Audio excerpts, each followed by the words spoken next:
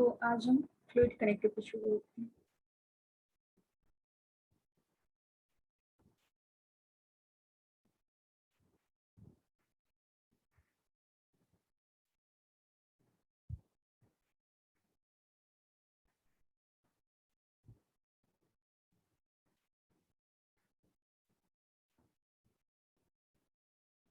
Blood जो होता है वो किन किन चीजों से मिलकर बना है आपको पता है?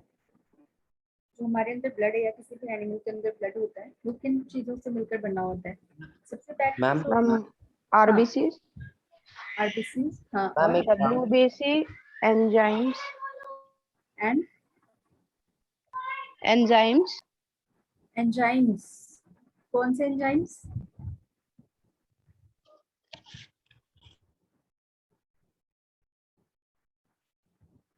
एंजाइम्स नहीं कह सकते आप, प्रोटीन्स कह सकते हैं, है ना? Ma'am Different? एक डाउट है। हाँ बोलो।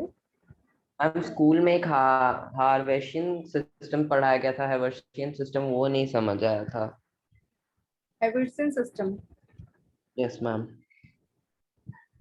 हाँ, बोन्स में, बोन्स के टाइम पे मैंने भी बताया था ना आपको, जो बोन्स होता है उसका स्ट्रक्चर कैसा होता है, इस तरीके का होता है, ठीक है।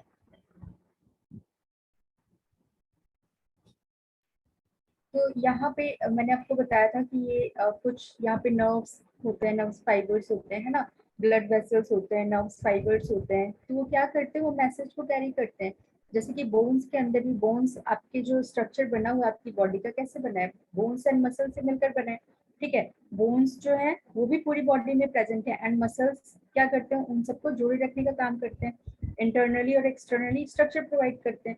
तो बोन्स भी तो एक दूसरे से कनेक्टेड है ना, तो बोन्स के अंदर भी मैसेज पास होना चाहिए, जैसे हमारे मसल्स में मैसेज पास हो रहे हैं उसी तरीके से बोन्स के इंटरनली भी मैसेज को पास होना पड़ेगा, तभी तो पूरी बॉडी एक दूसरे से कनेक्टेड रहेंगी, है ना। तो बोन्स के अंदर क्या होता है, ये जो नर्व्स फाइबर्स और ब्लड वेसल्स का कनेक्शन होता है, इसे हैवर्सन कैनल बोलते हैं, ठीक है। क्या बोलते हैं इसे? हैवर्सन कैनल बोलते हैं। मैंने आपको बताया भी था कि अगर हम इसे यहाँ से कट करके देखेंगे तो ये कैसा हमें अपीयर होगा, इस तरीके से, इस तरीके से राउंड राउंड इसका स्ट्रक्चर होता है, ठीक है। यहाँ जो स्ट्रक्चर है इससे आप कह रहे हो हैवर्सन कैनल। ये फिर फर्दर इस तरीके से यहाँ पे nerves fibres and blood vessels का कंस्ट्रक्शन होगा, ठीक है। ठीक है आयुष? Yes ma'am. ओके, और कोई डाउट? No ma'am.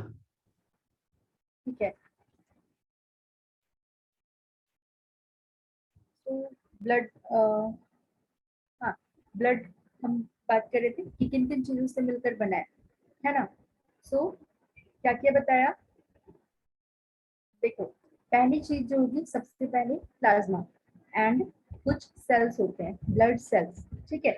इन दो चीजों से मिलकर हमारा ब्लड बना होता है। प्लाज्मा क्या होता है? प्लाज्मा एक फ्लूइड वाटर लाइक सब्सटेंस होता है, ठीक है, जो ब्लड में, लाइक आप समझो कि एक पूल है, उसमें वाटर है एंड इसमें क्या है, छोटे छोटे सेल्स ऐसे तैर रहे हैं, है ना। तो अब समझो कि ये हमारा ब्लड है, क्या है ये? प्लाज्मा है। प्लाज्मा एक फ्लूइड लाइक स्ट्रक्चर है जिसके अंदर सारे ब्लड सेल्स फ्लोटिंग कर रहे हैं, ठीक है। अभी ब्लड सेल्स कितने टाइप के हो सकते हैं? मेन ब्लड सेल्स हमारा होता है आरबीसी, जिसे हम कहते हैं रेड ब्लड सेल्स, डब्ल्यूबीसी होते हैं व्हाइट ब्लड सेल्स, एंड कुछ प्लेटलेट्स होते हैं, ठीक है। तो आरबीसी का काम क्या है? रेड ब्लड सेल्स का काम क्या है?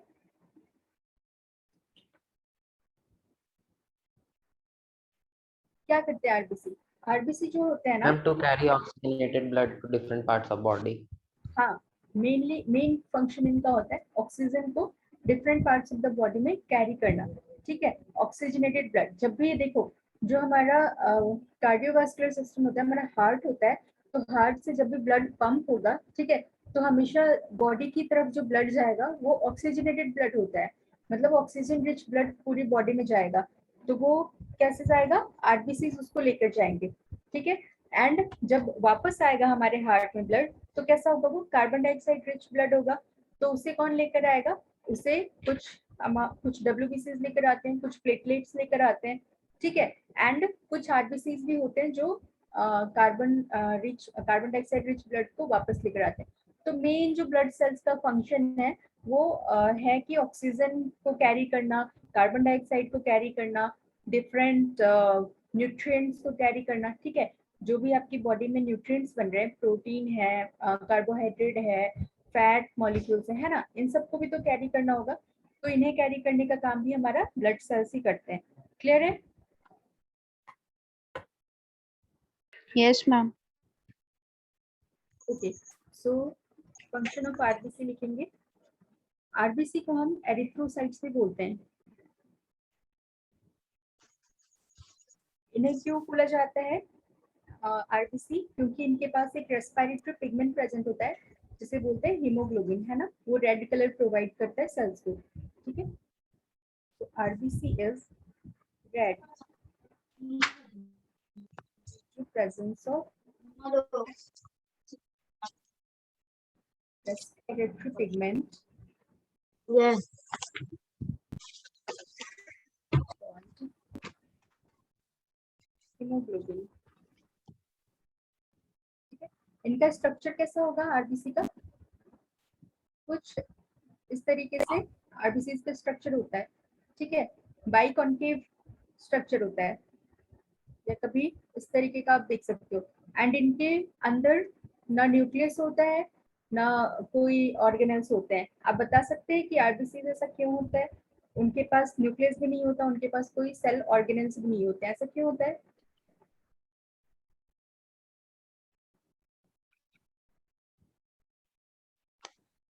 ये शायद हम पहले भी डिस्कस कर चुके हैं, है ना। क्या होता है आरबीसी का फंक्शन, क्या है? उन्हें ज्यादा से ज्यादा ऑक्सीजन को कैरी करना है, ज्यादा से ज्यादा न्यूट्रिएंट्स को कैरी करना है, ठीक है।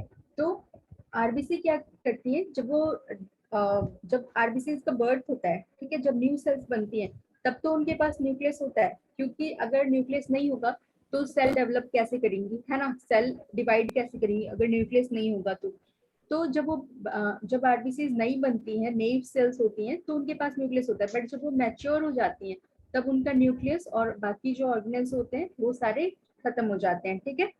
तो ऐसा इसलिए होता है क्योंकि आरबीसी का मेन फंक्शन है ऑक्सीजन को कैरी करना, है ना, एंड उसके लिए हमें ज्यादा से ज्यादा स्पेस चाहिए। तो क्या करते हैं आरबीसी अपने अंदर से और न्यूक्लियस एंड बाकी ऑर्गेनेल्स को हटा देते हैं, ठीक है। आरबीसी बनती कहाँ है? ये हमेशा क्वेश्चन पूछा जाता है। RBC is produced in bone marrow. Bone marrow क्या होता है? बोन मैरो आपके बोन्स के अंदर एक स्ट्रक्चर होता है जिसके अंदर आरबीसी बनती हैं, ठीक है।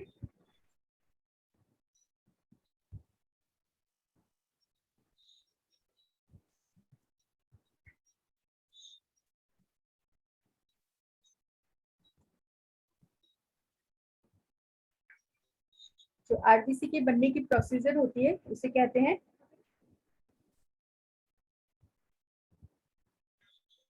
एरिथ्रोपोएटिन, ठीक है। आपको ये याद रखना है, ये बोन मैरो में बनती है, ये याद रखना है। एंड ये रेस्पिरेटरी पिगमेंट होता है हीमोग्लोबिन, ये याद रखना है, ठीक है। बाकी जो बातें मैंने बताई कि आरबीसी में न्यूक्लियस नहीं होता है एंड कोई भी सेल ऑर्गेनेल्स भी नहीं होते हैं, है ना, बाइकनकेव शेप की होती हैं। ओके, आरबीसी का प्रोडक्शन हमने देख लिया, इसका डिस्ट्रक्शन कहाँ होगा? जब सेल्स मर जाएंगी तब कहाँ जाएंगी? Destruction of RBC occurs in spleen, ठीक है। ये भी एक ऑर्गन है हमारा, है ना, ह्यूमन बॉडी का एक ऑर्गन होता है स्प्लीन। सो आरबीसी का डिस्ट्रक्शन हमेशा स्प्लीन में होगा। इसका मेन फंक्शन क्या होगा? To carry O2 and CO2, ठीक है। उसी तरीके से डब्ल्यूबीसी को हम क्या कहते हैं? व्हाइट ब्लड सेल्स, इन्हें ल्यूकोसाइट्स भी बोला जाता है। आरबीसीज को हम क्या बोल रहे थे? एरिथ्रोसाइट्स, है ना। डब्ल्यूबीसीज को बोलते हैं ल्यूकोसाइट्स, ठीक है। अब देखो, जो कनेक्टिव टिश्यू के अंदर मैंने बताया था कि मैट्रिक्स होती है, एंड मैट्रिक्स में बहुत सारे मास्ट सेल्स, न्यूट्रोफिल्स, एस्नोफिल्स, बेसोफिल्स, ये सब होते हैं ना, जो क्या करते हैं, इन्फेक्शन से लड़ने का काम करते हैं, ठीक है। तो ये सारी चीजें क्या होती हैं? एस्नोफिल्स, बेसोफिल्स, लिम्फोसाइट्स, ये सारी चीजें डब्ल्यूबीसी की टाइप्स हैं। मैं आपको बता चुकी हूँ कि ये सारी चीजें क्या है, ये सारे सेल्स हमारे डब्ल्यूबीसी के टाइप्स हैं। सो टाइप्स ऑफ डब्ल्यूबीसी क्या क्या होते हैं? Neutrophils, eosinophil, basophil, lymphocyte, lymphocyte and monocyte, ठीक है। ये अलग अलग टाइप के डब्ल्यूबीसी हैं। डब्ल्यूबीसी का मेन फंक्शन क्या होता है? किसी इनका, वॉन्ड को रिकवर करना।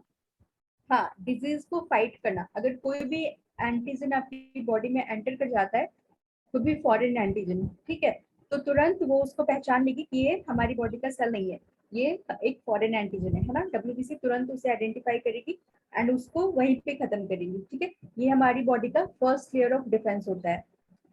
आप कह सकते हो कि डब्ल्यूबीसीज are first layer of defence in our body, ठीक है। ये कैसी होती है डब्ल्यूबीसीज? कलरलेस होती हैं, इनके अंदर कोई पिगमेंट नहीं होता है, ठीक है। And they will have nucleus, इनके पास न्यूक्लियस होगा, ठीक है। ये क्या करेंगी? Protects the body from diseases.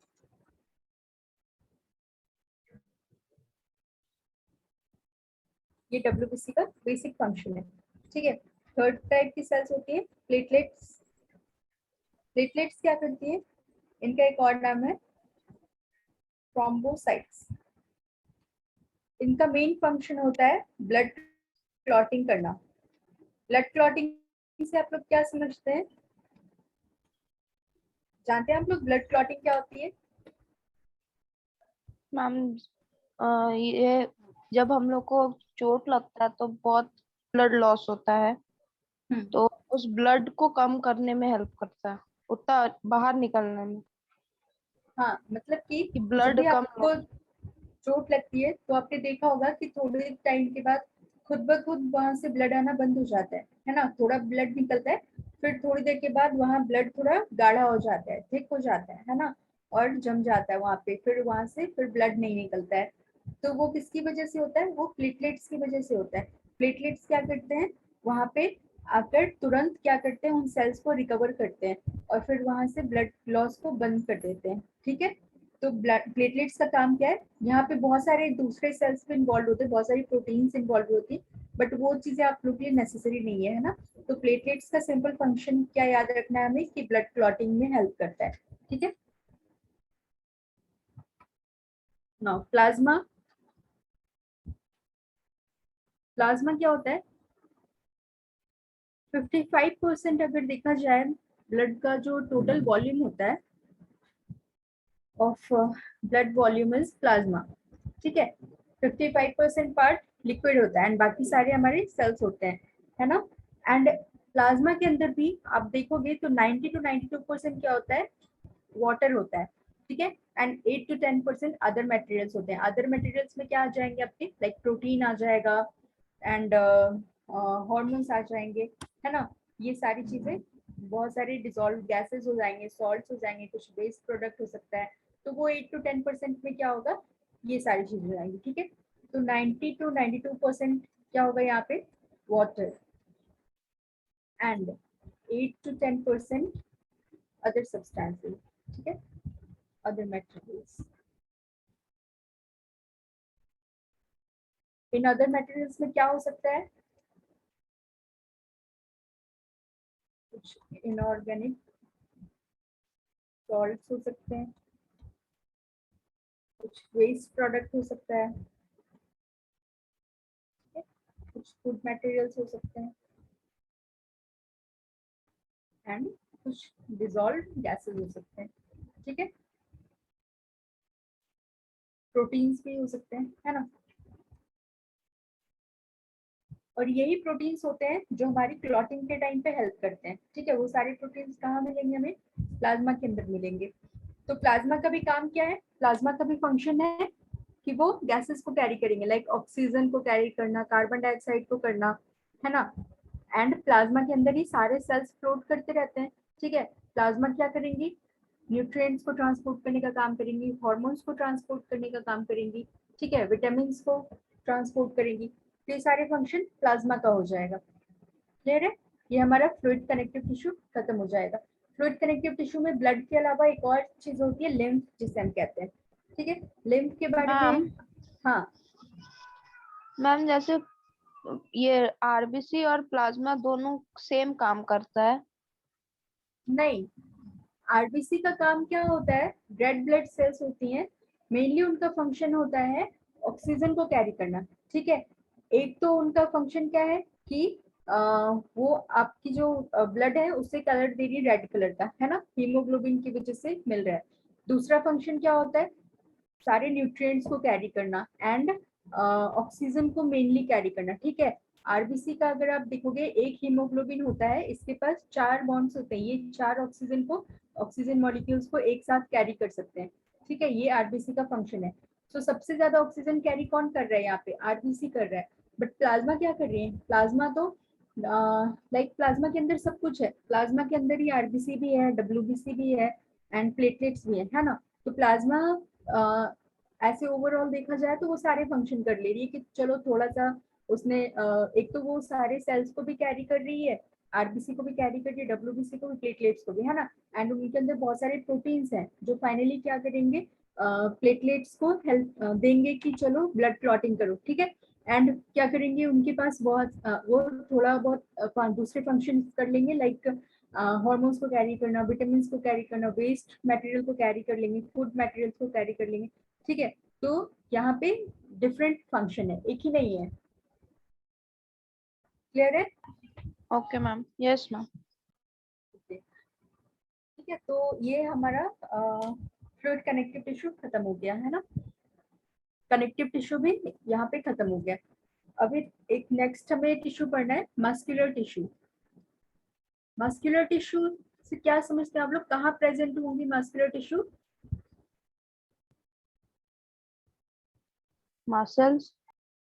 Muscles में, है ना। एंड मसल्स तो आप देख ही रहे हो कि all over the body present है, कोई ऐसी प्लेस नहीं है जहाँ पे मसल्स प्रेजेंट नहीं है, है ना। हर जगह मसल्स प्रेजेंट है। जो हमारी बॉडी है वो ही टोटल मसल्स से मिलकर ही बनी है, ठीक है। मसल्स एंड बोन से मिलकर मेनली बॉडी बनती है।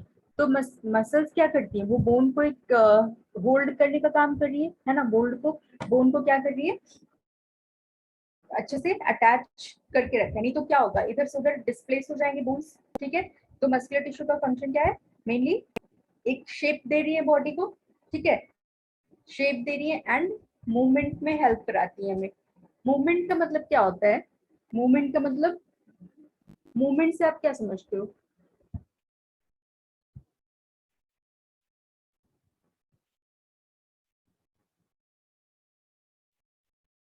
हम हाँ बोलो। हैंड को मोशन में लाना। क्या? हम हैंड को मोशन में लाना। हाँ, जैसे कि आपने हैंड को मूव कर लिया, अपना लेग मूव कर लिया, अपना हेड मूव कर लिया इधर से उधर, है ना। तो ये मूवमेंट हो गई। मूवमेंट तो प्लांट्स भी कर सकते हैं, ठीक है। थोड़े बहुत जब थोड़ी बहुत उनकी टहनियां मूव कर जाती हैं इधर उधर, है ना, उनके लीव्स मूव कर जाते हैं, तो मूवमेंट तो हमने प्लांट्स के अंदर भी देखा है। तो डिफरेंट क्या होता है फिर प्लांट्स और एनिमल्स में? प्लांट्स एंड एनिमल्स में डिफरेंस कहाँ पे आता है? मूवमेंट तो ये दोनों शो कर रहे हैं, ठीक है। हम बॉडी स्ट्रक्चर। हाँ, बॉडी स्ट्रक्चर तो डिफरेंट है ही, साथ ही जो जिस पर्सपेक्टिव में हम यहाँ पे स्टडी कर रहे हैं, ठीक है, जिस पर्सपेक्टिव में मैं बात कर रही हूँ वो चीज है लोकोमोशन, ठीक है। उस चीज को कहते हैं लोकोमोशन। एनिमल्स क्या करते हैं? एनिमल्स लोकोमोशन कर सकते हैं बट प्लांट्स लोकोमोशन नहीं कर सकते, है ना। एनिमल्स जो होते हैं वो एक जगह से दूसरी जगह पे मूव कर सकते हैं, ठीक है। बट प्लांट्स ऐसा नहीं कर सकते। तो एक स्पेशल फीचर होती है एनिमल्स के अंदर जिसे हम कहते हैं लोकोमोशन, और वो लोकोमोशन किस वजह से कर पाते हैं, इन्हीं मस्कुलर टिश्यूज की वजह से। ठीक है, मस्कुलर टिश्यूज क्या होते हैं, वो स्पेशलाइज सेल से बने होते हैं। हम कहेंगे किस तरीके से ये हमें मूवमेंट में हेल्प कर रहे हैं, या क्या होता है इनके अंदर ऐसा कि मूवमेंट में हेल्प कराते हैं हमें। तो ये क्या होते हैं कि एक स्पेशलाइज सेल से बने होते हैं जिसे हम कहते हैं कॉन्ट्रेक्टाइल सेल्स। ठीक है, वो कॉन्ट्रेक्टाइल सेल्स क्या होते हैं, वो लाइक फाइबर लाइक स्ट्रक्चर होते हैं इस तरीके से, है ना।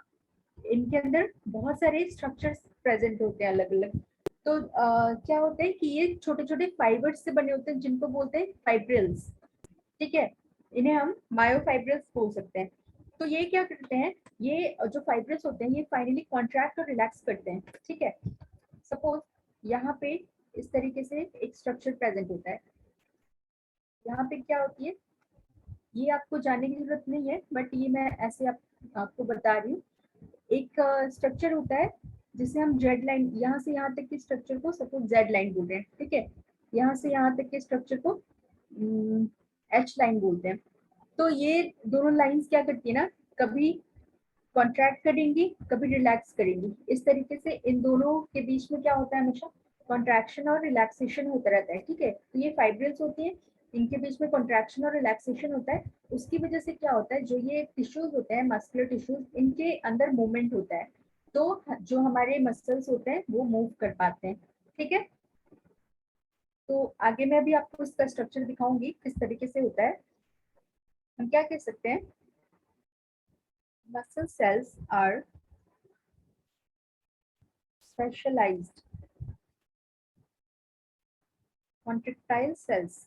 ठीक है, वो स्पेशलाइज्ड कॉन्ट्रेक्टाइल सेल से बने होते हैं, also called fibers।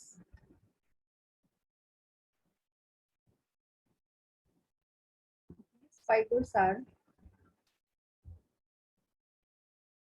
composed of numerous fine fibrils, जिसे कहते हैं मायोफाइब्रिल्स। ठीक है, एंड इन्हीं फाइब्रिल्स के कंट्रैक्शन और रिलैक्सेशन की वजह से मूवमेंट होता है।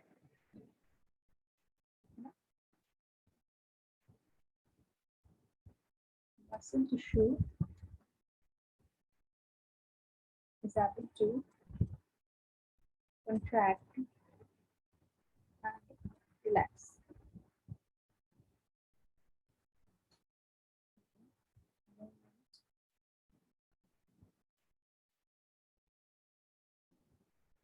within the body।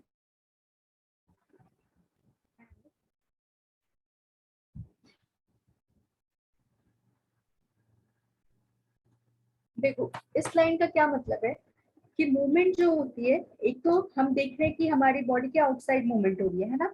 अगर हम अपना लेग मूव करना चाहे, हैंड्स मूव करना चाहे, हेड मूव करना चाहे तो हम कर सकते हैं। ठीक है, तो ये हमने देखा कि हमारी बॉडी के आउटसाइड में हो रही है, बट हमारी बॉडी के अंदर भी तो मूवमेंट्स हो रही है ना। कुछ हमारे पास ऑर्गन्स ऐसे हैं जो भी हमेशा कंटिन्यूअसली कॉन्ट्रैक्ट और रिलैक्स कर रहे हैं, जैसे कि हमारा हार्ट है। ठीक है, हमारा लंग्स है, वो क्या कर रहे हैं, कंटिन्यूअसली काम कर रहे हैं। ये कैसे हैं, ये इनवॉलंटरी ऑर्गन्स है ना, जो हमारी इच्छा से नहीं चलते। ठीक है, जो हमारी इच्छा से नहीं चलते उन्हें हम क्या कहते हैं, इनवॉलंटरी ऑर्गन्स। ठीक है, तो हार्ट है, किडनी है, लंग्स है, लिवर है, ये सारे क्या है, इनवॉलंटरी मसल्स है। ठीक है, ये हमारी बॉडी के अंदर प्रेजेंट है, तो इनके अंदर भी कंटिन्यूअसली मूवमेंट हो रहा है। ठीक है, बट वो हमारे कंट्रोल में नहीं है ना। तो ये जो मस्कुलर टिश्यूज हैं ये दोनों काम कर रही है, एक तो हमारे आउटसाइड मूवमेंट को भी रेगुलेट कर रही है, एंड जो हमारा इनर मूवमेंट है, इनर ऑर्गन का मूवमेंट है, उनको भी रेगुलेट कर रही है। क्लियर है?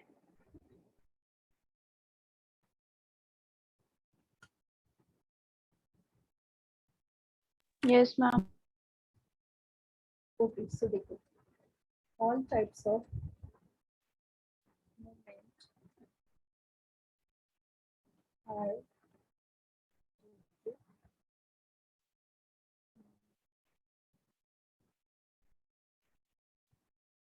Muscular tissue.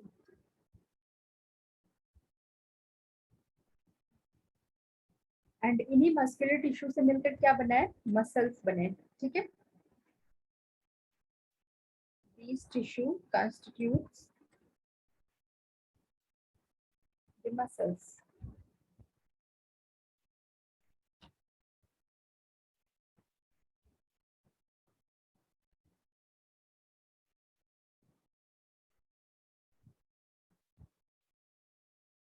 अच्छा, फाइनली आपकी बॉडी में जितने भी टिश्यूज हैं, ठीक है, जितने भी टिश्यूज हैं वो हमेशा दो सिस्टम पे डिपेंड करते हैं। क्या क्या हो सकता है? All tissues depend on to system. सबसे पहला तो होगा सेंट्रल नर्वस सिस्टम, ठीक है, क्या होगा ये, नर्वस सिस्टम। एंड दूसरा होता है एंडोक्राइन सिस्टम, ठीक है।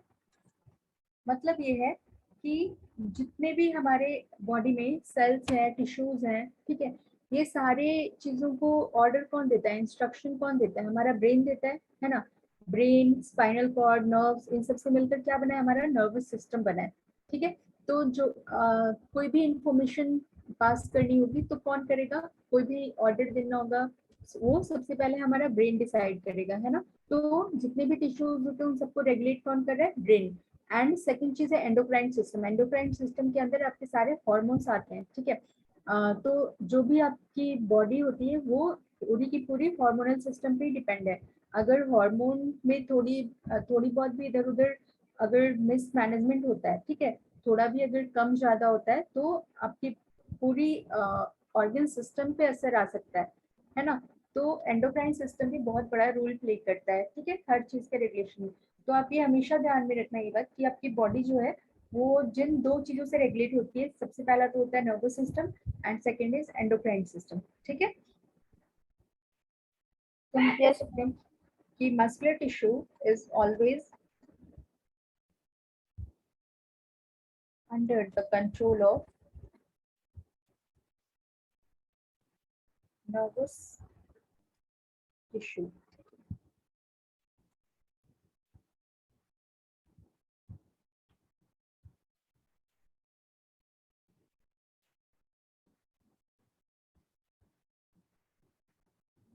टिश्यू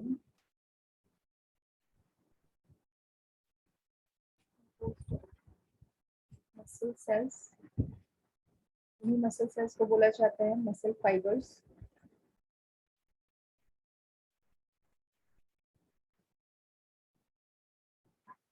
एंड ये जो मसल फाइबर्स होते हैं ये किन चीजों से मिलकर बने होते हैं? ये जो आपका मसल फाइबर होता है ये मेनली एक कॉन्ट्रेक्टाइल प्रोटीन से मिलकर बना है, ठीक है। कॉन्ट्रेक्टाइल प्रोटीन होता है ये।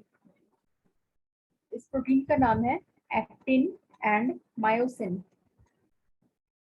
है ना। ये दो प्रोटीन होते हैं मेन जो कॉन्ट्रैक्शन और रिलैक्सेशन में हेल्प कर रहे हैं। तो ये होते हैं एक्टिन और मायोसिन, इन्हीं दो प्रोटीन से मिलकर आपके मसल फाइबर्स बने हुए हैं, ठीक है। ये कॉन्ट्रेक्टाइल प्रोटीन क्या करेंगे, कॉन्ट्रैक्शन करेंगे एंड रिलैक्सेशन करेंगे।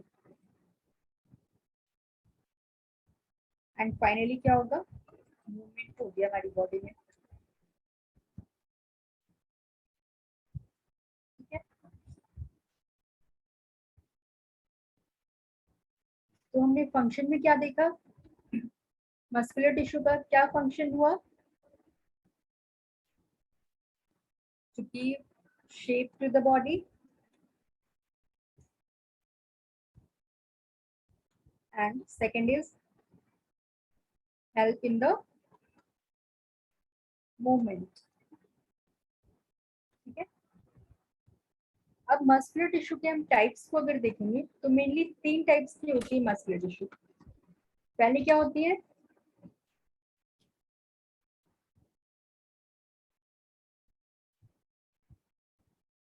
सबसे पहला होता है स्केलेटल मसल, ठीक है। इसे आप स्ट्राइटेड मसल्स भी कह सकते हैं, स्ट्राइटेड मस्कुलर टिश्यू भी कह सकते हैं, ठीक है। दूसरी होती है स्मूथ मसल, स्मूथ मसल इसे हम नॉन स्ट्राइटेड मसल्स भी कह सकते हैं। एंड तीसरी टाइप की होती है कार्डियक मसल, ठीक है। तो एक एक करके देखते हैं हम। सबसे पहला जो हमारा था स्केलेटल मसल। स्केलेटल वर्ड से आप क्या समझते हो? स्केलेटल वर्ड सुना होगा ना? हाँ बोलो। स्केलेटन, हाँ, स्केलेटन मतलब बोन्स है ना, हड्डियां, ये होता है, ठीक है। तो जो मसल्स जो हमारी बोन्स को जोड़ कर रखेंगी, ठीक है, उन्हें हम कहेंगे स्केलेटल मसल्स। आप देख पा रहे हो, सपोज आपका हैंड है, ठीक है, इनके ऊपर जो मसल्स हैं ये कैसी हैं? स्केलेटल मसल्स हैं, क्योंकि ये क्या कर रही है, जो इंटरनली बोन है उनको अटैच करने का काम कर रही है ना। तो ये कैसी होती है? ये वॉलेंट्री टाइप की मसल्स होती हैं, मतलब हम इनको अपनी इच्छा के अनुसार मूव करा सकते हैं, है ना। इनका मतलब अगर सपोज हमारे हैंड को ब्रेन ने ऑर्डर दिया कि ये काम करना है, तो हम उसे अपने अकॉर्डिंग मूव करा सकते हैं, अपने हैंड्स को, अपने लेग्स को मूव करा सकते हैं, है ना। तो ये सारी मसल्स कैसी होती हैं? ये सारी वॉलेंट्री मसल्स होती हैं, ठीक है। तो हम क्या कह सकते हैं? सबसे पहले तो this is called skeletal,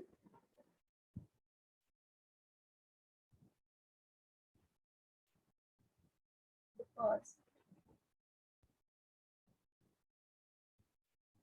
it forms those muscles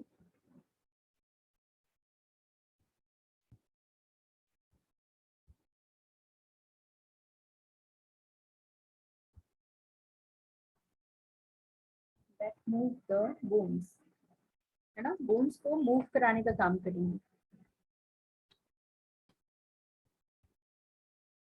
ठीक है। अब देखो इनका मैम स्ट्रक्चर, बोलो। मम्मी जो स्केलेटल मसल है मैम वो मसल बनाता है या मैम वो खुद मसल? ये खुद एक मसल है ना। जो हम मस्कुलर टिश्यू पढ़ रहे हैं, तो इसमें 3 टाइप के अलग अलग स्ट्रक्चर हम देख सकते हैं, ठीक है।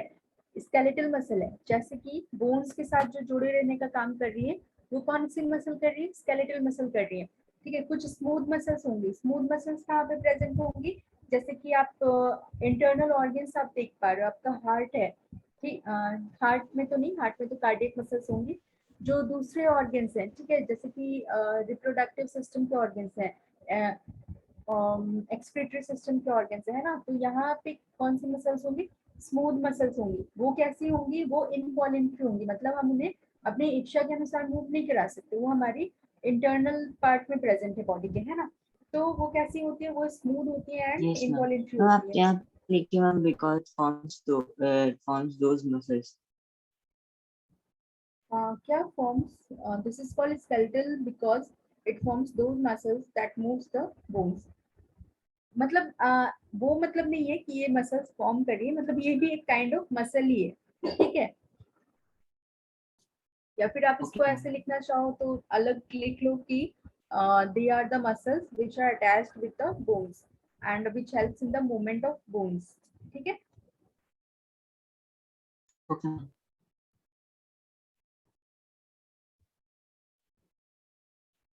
मैं आपको इनके स्ट्रक्चर के बारे में बता रही थी। ये कैसा होता है? सपोज इस तरीके का,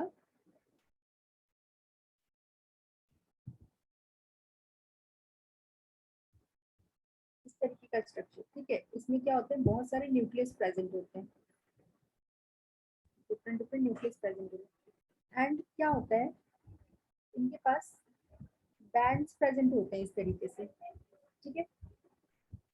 तो ये आप देख पा रहे हो कि कुछ डार्क बैंड्स हैं, है ना, और बीच वाले जो एरिया है वो आप लाइट बैंड उनको बोल सकते हो, ठीक है। बीच में कुछ भी नहीं है, खाली स्पेस होगा, तो आप इनको बोल सकते हो लाइट बैंड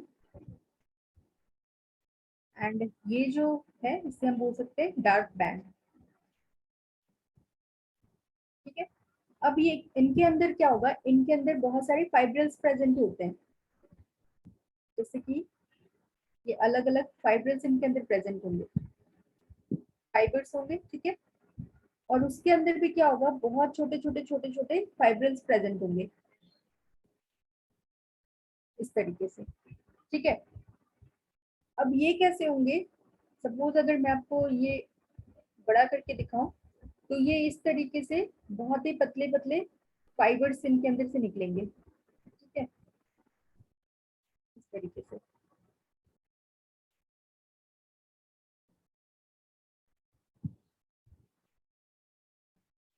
इस तरीके के कई स्ट्रक्चर प्रेजेंट होंगे इनके अंदर, है ना, जो सारे फाइबर्स इस तरीके से निकलेंगे इनके अंदर से। ठीक है, फाइनली ये क्या करेंगे, इस तरीके से एक आउटर स्ट्रक्चर बना रहे हैं, इनके अंदर ढेर सारे इस तरीके से ऑलमोस्ट 1000 to 2000 तक भी ऐसे फाइब्रिल्स प्रेजेंट होते हैं इनके अंदर। ठीक है, ये सारे क्या करेंगे, सभी इंफॉर्मेशन कैरी करते हैं, और ये फाइनली यहाँ पे किससे जुड़ेंगे, यहाँ पे टेंडन से जुड़ेंगे, है ना, ये टेंडन बना देंगे आखिरी में जाकर। और टेंडेंस क्या करती है, हमने लास्ट क्लास में पढ़ा था, टेंडेंस क्या करती है, मसल्स को बोन से जोड़ने का काम करती है, मसल टू बोन, यही काम करती है ना टेंडेंस। Yes ma'am. हाँ, तो ये जो हमारी स्केलेटल मसल है वो इस तरीके का स्ट्रक्चर फॉर्म करती है। ठीक है, ये सारे भी फाइब्रल्स हैं, ये सारे यहाँ पे आकर कनेक्ट होंगी, आखिर में टेंडन बनाएंगी। ठीक है, फिर अगर आप इनका स्ट्रक्चर देखो फर्दर तो ये कैसा होता है, इस तरीके से ये है,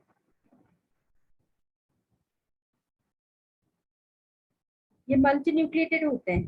ठीक है, बहुत सारे न्यूक्लियस इनके अंदर प्रेजेंट होते हैं एंड इस तरीके से बैंड्स प्रेजेंट होती है। तो जो ये ऊपर वाला लेयर होता है ना, इसे हम कहते हैं सार्कोलिमा।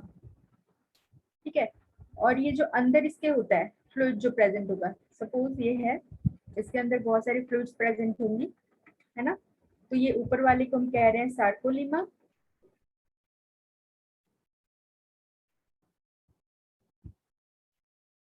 सार्कोलिमा, और इसके अंदर वाले को कहते हैं सार्कोप्लाज्मा। ठीक है, और ये जो डार्क और लाइट बैंड्स होते हैं इन्हें हम क्या कहते हैं, इन्हें बोला जाता है स्ट्राइशंस। ठीक है, ये स्ट्राइशंस है, इसीलिए इन्हीं स्ट्राइशंस की प्रेजेंस की वजह से इन्हें हम क्या कहते हैं, स्ट्राइटेड मसल्स भी कहते हैं। ठीक है, जो मैंने यहाँ पे सेकंड नाम लिखा है कि it is also called striated muscle because striations क्या होते हैं, बैंड होते हैं ना, डार्क एंड लाइट बैंड्स होते हैं। ठीक है, can be seen under microscope. जब आप माइक्रोस्कोप के अंदर इसके स्ट्रक्चर को देखोगे तो आपको इस तरीके के स्ट्रक्चर देखने को मिलेंगे। ठीक है, कि बहुत सारी न्यूक्लियस देखने को मिलेंगी, कुछ डार्क कुछ लाइट बैंड्स देखने को मिलेंगे, इस तरीके से छोटे छोटे फाइब्रिल्स देखने को मिलेंगे, है ना। तो ये सारे स्ट्रक्चर मिलकर क्या बना रहे हैं, हमारा स्केलेटल मसल बना रहे हैं। क्लियर है। Yes ma'am. तो स्केलेटल मसल का फंक्शन क्या हो जाएगा, जो भी आप एक्सटर्नल काम कर रहे हो, है ना, साइकिलिंग कर रहे हो, रनिंग कर रहे हो, इन सारे कामों में हमारे स्केलेटल मसल हेल्प करेंगे। लाइक साइकिलिंग हो गई, रनिंग हो गई, राइटिंग का काम कर रहे हो, लिख भी रहे हो, तो कौन सी मसल हेल्प कर रही है, स्केलेटल मसल। ठीक है, जितने भी काम है वो सारी स्केलेटल मसल्स कर रही है। सेकेंड चीज है हमारी स्मूथ मसल। स्मूथ मसल कैसी होती है, नॉन स्ट्राइटेड।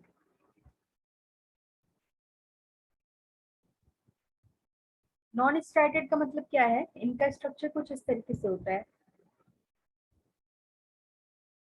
एक न्यूक्लियस प्रेजेंट होगा एंड इनमें कुछ ऐसा बॉन्ड्स डार्क या लाइट बैंड्स नहीं होंगे, है ना, स्ट्राइशंस नहीं होगा इनके बीच में, इसलिए हमने इसे नॉन स्ट्राइटेड मसल कह दिया। ये क्या होंगे, इसी तरीके के फाइब्रिल्स प्रेजेंट होते हैं इनके पास, ये भी फाइबर लाइक स्ट्रक्चर होंगे, ठीक है। बट इनके एंड्स कैसे होते हैं, इस तरीके से टेपरिंग एंड्स होते हैं ना, ऐसे बंद होंगे, क्लोज एंड्स होंगे इनके। और ये बहुत सारे इस तरीके के स्ट्रक्चर मिलकर फाइनली क्या करेंगे, स्मूथ मसल्स को फॉर्म करेंगे, ठीक है। इस तरीके से बहुत सारे स्ट्रक्चर ज्वाइन होंगे। सपोज यहाँ पे एक मसल है, तो इसके अंदर इसी तरीके के स्ट्रक्चर बहुत सारे ज्वाइन रहेंगे, क्लियर है। इस तरीके से जुड़कर ये क्या करेंगे, हमारे स्मूथ मसल्स का फॉर्मेशन करेंगे। तो इसके भी हम ऊपर वाले पार्ट को वही कहेंगे सैक्रोलिमा, एंड इसके अंदर क्या होगा, सैक्रोप्लाज्म प्रेजेंट होगा, ठीक है। ये कैसी है, दीज आर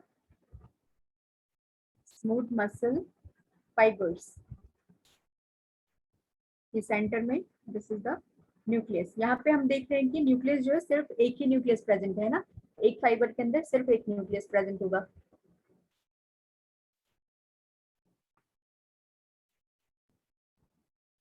तो इनमें हम क्या लिख सकते हैं, it does not have stridges,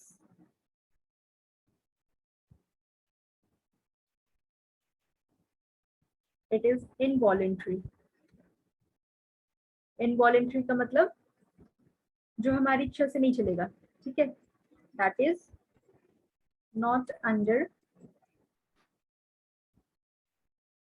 conscious control, हमारे कंट्रोल में नहीं है।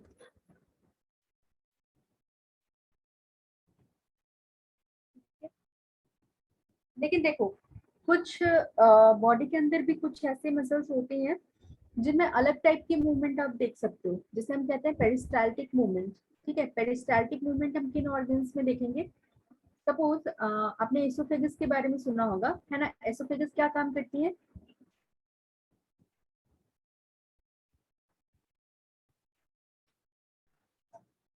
हाँ बोलो आयुष, एसोफेगस क्या काम करती है।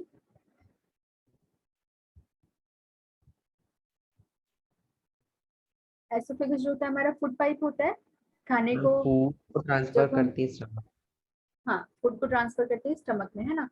तो आपने पढ़ा होगा कि फूड जब जाता है एसोफेगस के थ्रू, ठीक है, तो एसोफेगस के अंदर एक मूवमेंट होता है जिसे हम बोलते हैं पेरिस्टाल्टिक मूवमेंट, ठीक है।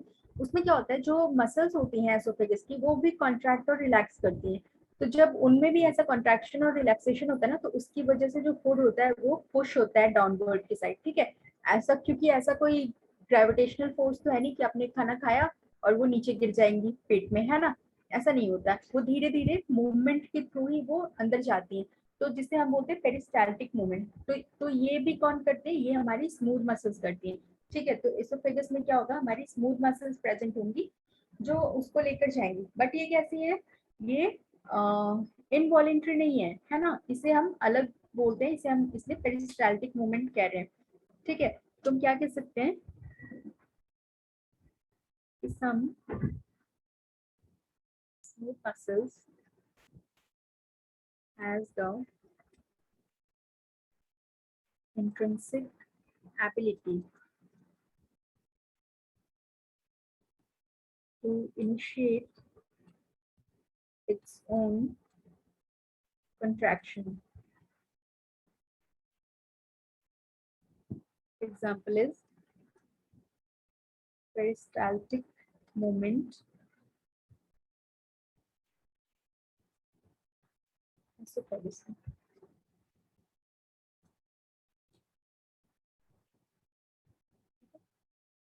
अब हमने इनका स्ट्रक्चर देखा था, इनका स्ट्रक्चर कैसा था, these are spindle shaped, shaped has tapering ends and uninucleated, एक ही न्यूक्लियस होता है, ठीक है।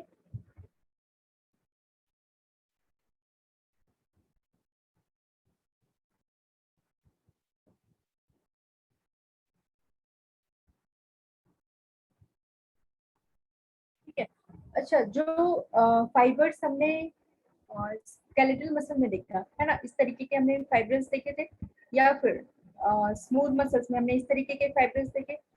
तो ये जो फाइब्रस होंगे इनके ऊपर भी कनेक्टिव टिश्यू की लेयरिंग होगी, ठीक है ये मस्कुलर टिश्यू है ना, मसल्स टिश्यू है, बट इनके ऊपर हमेशा कनेक्टिव टिश्यू की लेयरिंग होगी। क्यों होगी कनेक्टिव टिश्यू की लेयरिंग? क्योंकि अगर कनेक्टिव टिश्यू की लेयरिंग नहीं होगी तो इनके पास इंफॉर्मेशन कैसे आएगा, है ना। तो जरूरी है ना कनेक्टिव टिश्यू इनके पास होना, तो इसलिए हमेशा क्या होगा, इनके पास हमेशा एक कनेक्टिव टिश्यू का शीट प्रेजेंट होगा। ये जो होंगे ये ऊपर से कनेक्टिव टिश्यू से कवर्ड होंगे, ठीक है, इनके फाइबर्स भी कनेक्टिव टिश्यू से कवर्ड होंगे।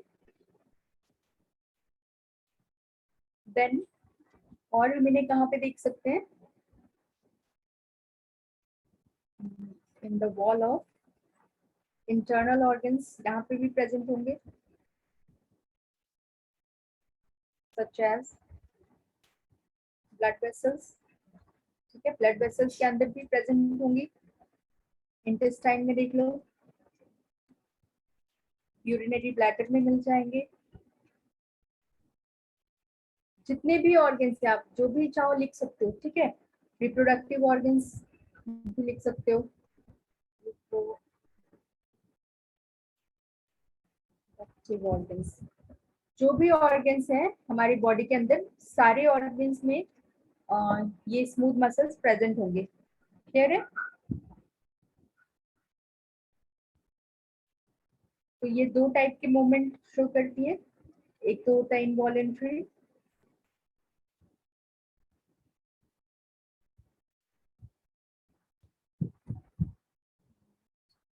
and second is peristaltic movement,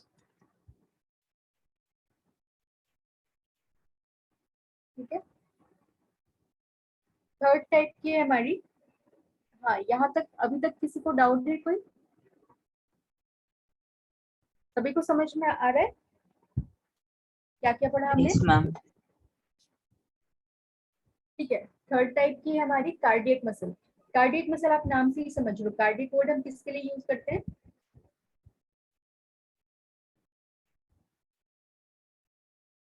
आप बताओ, कार्डियक वर्ड हम किस चीज के लिए यूज करते हैं?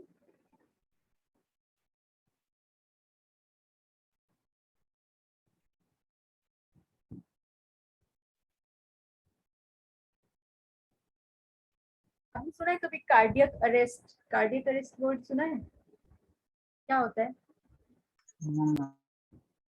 Cardiac arrest? नहीं सुना है? ओके, इसका मतलब होता है हार्ट अटैक, है ना। तो कार्डियक वर्ड हमेशा किसके लिए आता है? हार्ट के लिए, ठीक है। तो यहाँ पे हम हार्ट की मसल्स को स्टडी करेंगे। तो आप देख रहे हो कि बाकी बॉडी से सबसे अलग हम एक हार्ट मसल्स को स्टडी कर रहे हैं, है ना। तो कुछ तो स्पेशल होगा, क्या स्पेशल होगा?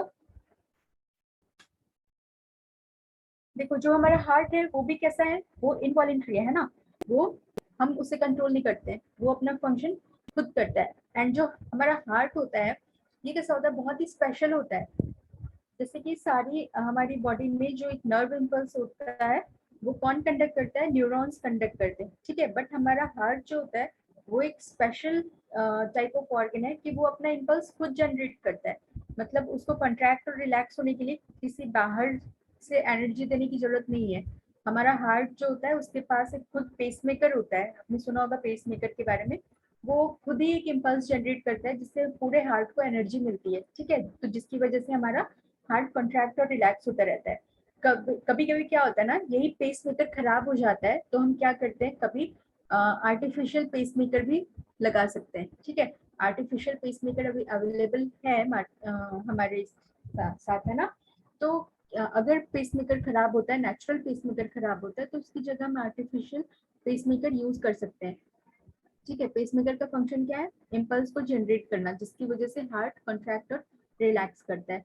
तो आप समझ रहे हो कि जो हमारा हार्ट का मसल होगा वो कितना स्पेशल होगा, है ना, कितना अलग काम करेगा वो। तो कैसे होते हैं हार्ट के muscles? Involuntary muscles found only in the wall of heart, जो कार्डियक मसल्स होंगे वो सिर्फ हमारे हार्ट के वॉल में ही मिलेंगे और कहीं नहीं मिलेंगे, ठीक है। इन्हें हम बोलते हैं मायोकार्डियम। मायोकार्डियम होता है।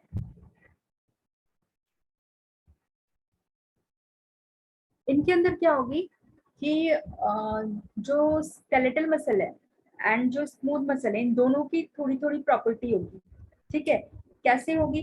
जैसे कि हमने देखा जो स्मूथ मसल्स होते हैं वो कैसे होते हैं, इनवॉलेंट्री। तो ये हार्ट मसल्स भी इनवॉलेंट्री है, इनवॉलेंट्री, है ना। एंड हमने देखा था कि जो स्केलेटल मसल्स थे उनके अंदर स्ट्राइएशंस प्रेजेंट थे, है ना, बैंड्स थे, स्ट्राइएशंस।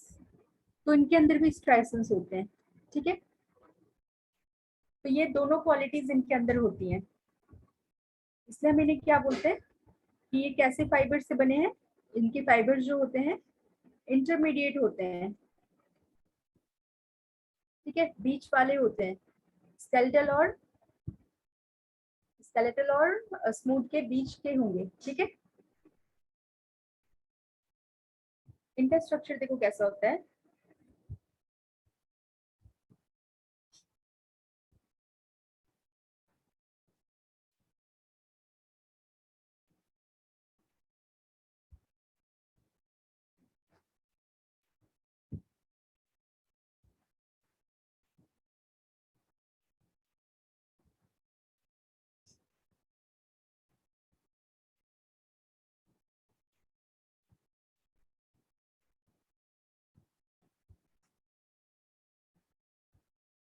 इस तरीके से इनके फाइबर्स अरेंज होते हैं, ठीक है?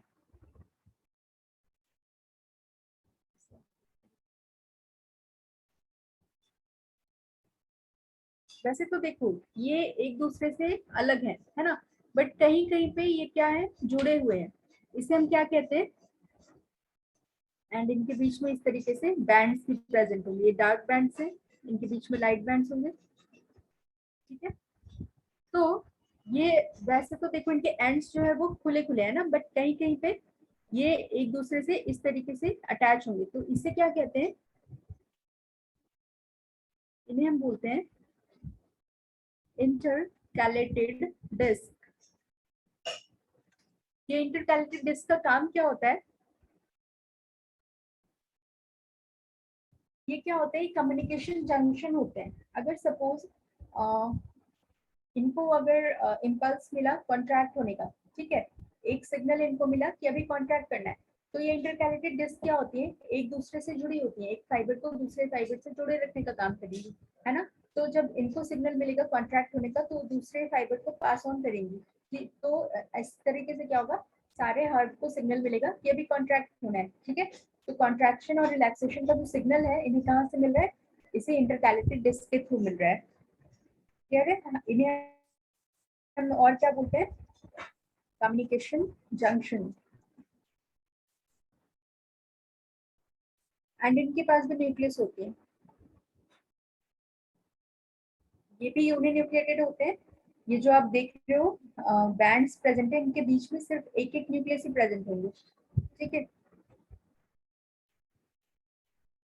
कम्युनिकेशन जंक्शंस जिसे आप बोलते हो इंटरकैलेटेड डिस्क, क्या होते हैं, at some point at some fusion points allow the cells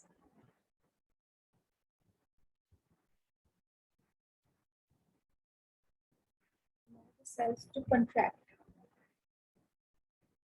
as a unit. That is when one cell receives a signal contract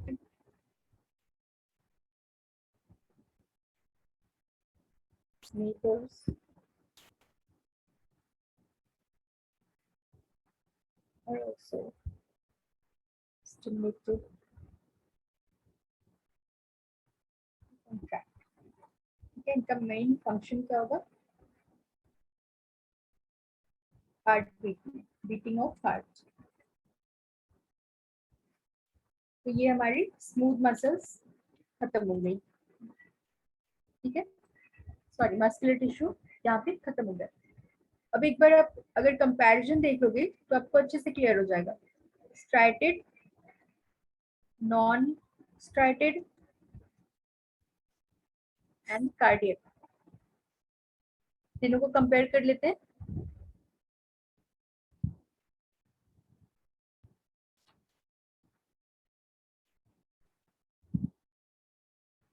कैसा होता है हमारे स्ट्राइटेड मसल, ये वॉलेंट्री होते हैं एंड ये involuntary, cardiac is also involuntary, है ना। ये होते हैं multinucleated, this is uninucleated and this is also uninucleated. और क्या देखा हमने, इनके अंदर स्ट्राइसंस प्रेजेंट होता है, इनके अंदर एब्सेंट होता है नो स्ट्राइसंस, एंड इनके अंदर भी स्ट्राइसंस प्रेजेंट होगा, ठीक है।